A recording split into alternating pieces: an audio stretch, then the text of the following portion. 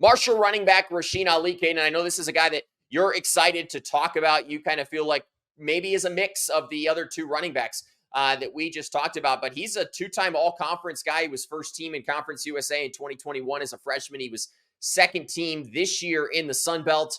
You go back to that COVID freshman year that he had in 2021, and it has the makings of, legendary type stuff. He was tied for the FBS lead with 23 rushing touchdowns, ran for over 1,400 yards, but then injuries began to creep in, and we saw him miss most of that 2022 season with that knee injury. Did return at the end, missed all but 3 games, but did bounce back, had that MVP performance in the Myrtle Beach Bowl against UConn. And then 2023, Caden, at times looked like vintage Rasheen Ali, especially early on in the year.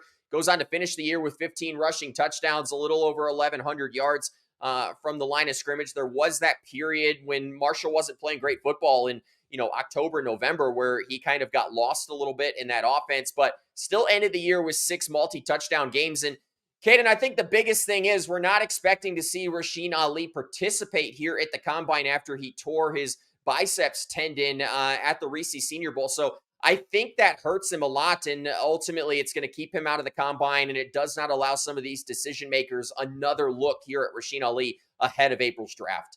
Yeah, just a tough one for Rasheen Ali. This is a guy you've talked about, has had some injuries throughout his college career, and tearing your bicep at the Senior Bowl definitely doesn't help that. But you mentioned it. This is a guy that's a perfect combination, I think, of the 2 prior running backs we mentioned that will be in the Combine for the Sun Belt. He has what Frank Gore doesn't necessarily have in size, and he has what Kamani Vidal doesn't necessarily have versatility. This is a guy who's 5'11", 210 pounds. He was drawing comparisons to Reggie Bush in his very first bowl game as a freshman for the performance he put on against Louisiana. But this is a guy who can return kicks. He returned a kickoff for a touchdown against App State. I remember a couple of years ago, he caught 46 passes out of the backfield as a true freshman. And it's a shame that he had to pull out of the Senior Bowl because of that injury, because he was really showing some special things at the Senior Bowl in practices. I don't know if he's going to be able to do anything in the Combine other than interview and hopefully raise his stock from a character standpoint. But there's no question he would have definitely benefited from running a 40-yard dash, because this guy has some elite speed that every offense is looking for. If he breaks to that second or third level, it's almost guaranteed to be a touchdown. You can see that through his touchdown numbers throughout his career. But he's a super fluid, do-it-all kind of back who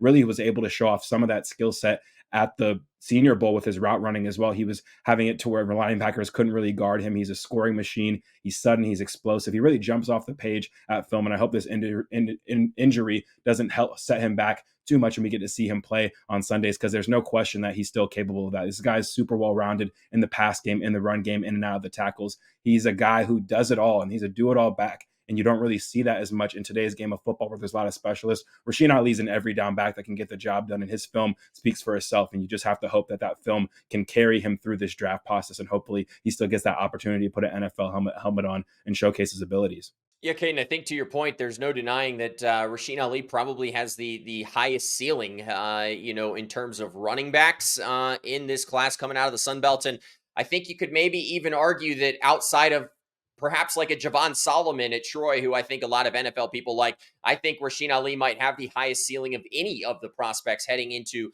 April's draft in terms of the Sun Belt. But Caden, I think, as you mentioned, the injury definitely hurts him. Mel Kiper had him as his number 7 running back on the big board ahead of this 2024 NFL draft. Some services have said Rasheen Ali could be as high as a 4th round pick, but I think the injury is probably going to dampen that, and that's unfortunate for Rasheen. I think you're probably staring down at a 6th or a 7th round pick at this point, and maybe even an undrafted free agency. Fortunately, that biceps tendon is something that you can recover from. At least it's not like a lower body injury, but that definitely is going to hurt Rasheen Ali's draft stock, unfortunately. But this is still one of the most talented running backs at the group of 5.